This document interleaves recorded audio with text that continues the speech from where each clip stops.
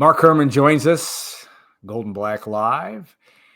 We've just gotten a lot smarter here when we're talking about Purdue football. Though we were talking offline. This is the theme of this season opener. When you have 54 transfers and 82 new players, you can't, when you're doing a radio broadcast, Mark, you can't throw up your hands and say, I don't know. But it is going to be a little bit of that come tomorrow at noon when the Boilermakers and Ball State kick it off. Yeah, we're just going to have to wait and see what we see, Alan. You've only got less than a handful of returning players, so you've got a whole new roster, a whole new two deep. So, we're just going to have to trust Coach Odom and his staff and his ability to bring this puzzle together, because it's the craziest thing you'll ever see. We've never entered into a season like this, so we're just going to have to kind of look at our roster and kind of see who's making plays. And there's no way to predict. What do you do? So we've watched practice a little bit. We like what we see. We see the energy. We see these guys getting coached up, and you see the discipline, the organization, and you just trust that Barry Odum has been down this road before, and he can do the job and see what he can put together. But if there's anybody in this country that you could put faith in, I think Barry Odum is one of those guys at accumulating a roster and then putting the product out on the field. Yeah, well said. And it is your second season now as a color analyst, as the graphic says on the Purdue Radio Network. But it is an interesting thing, and you had back in your day, you at least got to know that Raymond Smith was going to be there, David Young's going to be there, a guy named Bart Burrell would be there. Yeah. Talk about that challenge with Ryan Brown as a quarterback heading into he's got all new guys, and he spent the spring at North Carolina, again, unprecedented times. But that does take some getting used to. I don't care. They've gotten a lot of reps. You've watched them in practice, but that is an extra challenge, I think, for a quarterback looking at new guys, just not knowing exactly how they're going to react when the lights are on and game time starts. Yeah, no question. As a quarterback, Alan, you've got to feel comfortable with the players around you and your scheme and your play calling and all those things. So he went to North Carolina, learned their system pretty quickly, and then had to jump right back to Purdue with a system he wasn't aware about. So a lot of uncertainty with Ryan Brown, but he is comfortable with his surroundings. This is a place that he's performed in, and obviously wanted to be back at Purdue. And I think we know he has the leadership and the competitiveness. We saw that last year. And so we know that Ryan Brown has those instincts to make plays. And will this offense suit him? I think it will. They will kind of capture his running abilities and his throwing abilities. And it's just him leading this group, getting in the huddle, being assertive, and let's go out here and do our job. So he's going to be learning on the job, just like 95% of these guys. So that'll be the challenge. But it comes down to pitching and catching and making plays. And so if there's a guy you could hang your hat on, I like Ryan Brown's chances. You look at this and it is, like I said, it's a totally different thing than we've ever seen in college football, college athletics. And Tom Dienhart, in the earlier segment, I asked him the same question about how do you characterize this offense? What is it? Well, I mean, Ryan Brown, we saw last year, certainly against Illinois, can do things with his legs, but you're an analyst. You've watched it and played it at the highest level, both in college and the professional ranks. But how do you, if you're asking, somebody's asking, what is Purdue's offense? What do you think we're going to see? Is it in the role of the quarterback? I mean, obviously Ryan Brown wants to run it around a little bit, but how would you say that? Yeah, I think at its core, I think they're going to want to run the football. I think that's where your your playmakers are. Certainly a guy like Devin Mockabee coming back has to be one of your leaders, and you've got to feature him and make sure that he gets touches during the game and take a little bit of pressure off Ryan Brown. And maybe if he makes some plays with his legs early, then the passing game comes around for him. But they want to be multiple. I think Josh Henson coming from Lincoln Riley, and they want to be able to attack you the whole width of the field, the length of the field. So any coordinator wants to come in and be multiple and be able to attack you in different areas. But in my heart, I think they want to run the football to begin this season and establish that physicality and be able to move the football by running it, and then feature some play action, feature Ryan Brown on some called runs or some RPOs and those types of things. But and then we'll see what kind of weapons they can come up with, Alan. We see some good things, but these are guys that have played other places, and it comes down to moving the chains. And can they do that? Can you run crisp routes? Can you get rid of the football? Can you go through your progressions? All those things are going to be critical if this team wants to put points on the board. So that's what I'm looking for. Well, an offensive line, obviously, in any place that you've played, you had a good one at Purdue that developed over time. I mean, as they aged, again, totally different situation now. It appears that this is going to be it's going to need to be a strength that Purdue's going to have success at any level this year, I would think. But, how as you watched him work out, and he being Coach Barry Odum has said, we're going to rotate some guys in. Ethan Trent, we know, is going to start. That's a great story in its own right. But to talk about that offensive line again, maybe hard to evaluate in practice because they're playing against each other, but there's some size there. There's Joey Tanona as well, guys, some experience, some guys that have seen it. What do you see from that offensive line, and what may show up on Saturday? Yeah, like you said, there's some experience, there's some size. They passed the eye test as far as looking like a Big Ten offensive line. And as you start to go through the season, that physicality up front is going to be critical. So this group needs to set the tone, no question. And there's a lot of new faces, but there's some depth there. And I know they've worked a lot of guys in those first team and second team and switch positions. So I think they like the versatility of this group. So, can they be a functioning unit? So much hinges upon guys being able to communicate and be kind of as one. You don't want one guy doing one thing and the other guy. It's got to be a cohesive group, Alan, and that will grow as the season goes on. But I think they've done a good job in the spring and then in fall camp of kind of being a cohesive group, and they're getting to know each other and trust each other. So I think, and the offensive line, Van Spice, I think that's terrific coach, and I think he's going to get the very most out of this group. Yeah, he's got that reputation, got a high energy level. We know that, and you need to have that at that position. All right, you look at the defense, and that's always been your job as a quarterback in your playing days.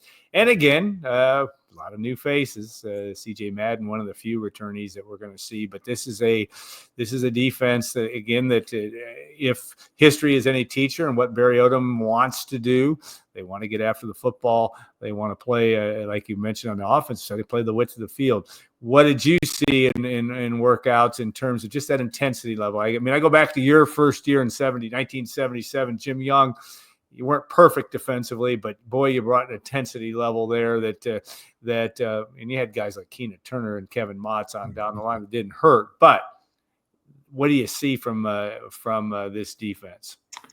Well, yeah, I think Coach Shearer wants to be very multiple up front, give you a lot of different looks, attack you from different vantage points, and but just be sound. As you mentioned, Alan, back in the day, we had what was called the junk defense, and a lot of different looks, and you didn't know where the pressure was coming from, and as a quarterback, that drives you nuts. You don't know where the extra guy is going to come from, and is he going to be blocked or not? And I think that's what they want to present, and you don't know where the pressure's coming from, and if a quarterback gets comfortable what he sees defensively, then you're going to have a long day. So I think the secondary is veteran. A couple of these guys have been with Coach Odom, so they know that system. So I like the secondary, and I like the pieces up front as well. And I think you've got some veteran linebackers there. So I think this group has a chance to be pretty darn solid right from the get-go at whether they're comfortable in the scheme and doing the things that they want. But boy, the eye test tells you that this could be a pretty solid defense.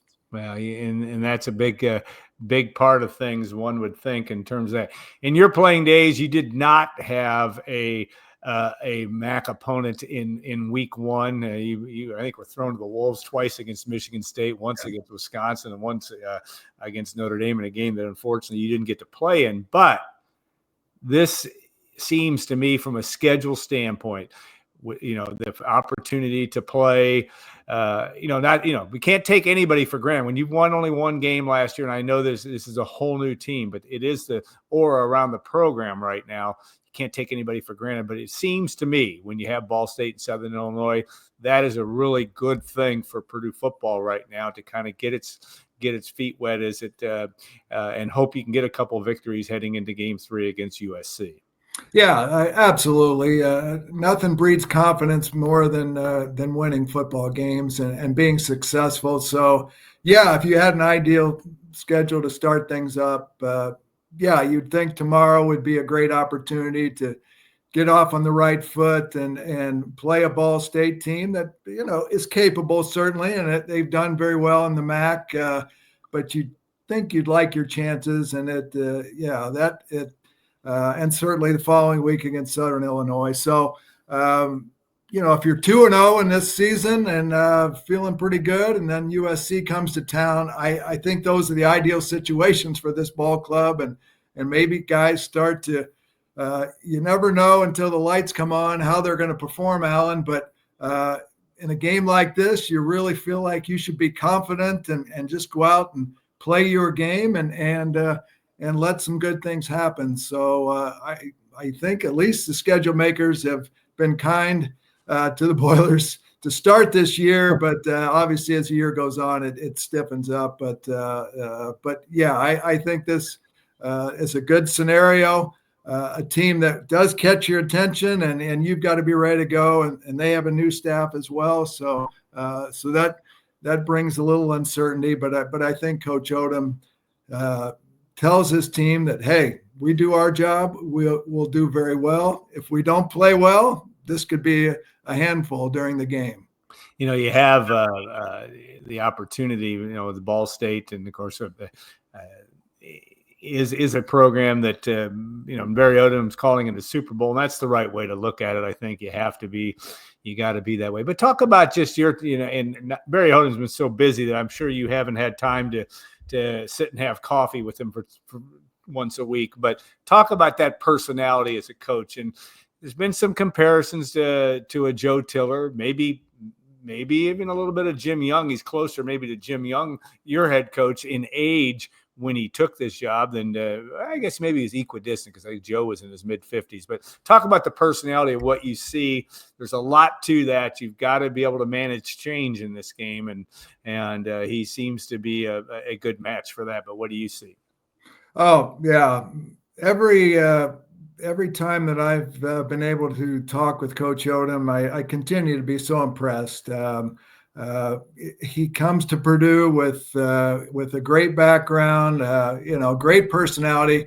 I think someone said he's just a great leader of young men, and I get that sense that as soon as he walks in the room, that he commands attention from this team, and there's a sense of discipline, of organization, of accountability, and we're going to get better every day, every drill, every minute, and that's the way you've got to build this foundation. And I think he has he has accepted and been engaged with the West Lafayette and Lafayette community and Boiler fans nationwide. And I think everywhere he's been, people have walked away being, hey, we have made a great choice here, and this is the right guy to get us back to where we belong. And so I have every confidence that Barry Odum and his staff are the group to get this done. And, we may not see results right off the bat, but I think in the long haul, he wants to be here. He's proud of this university already.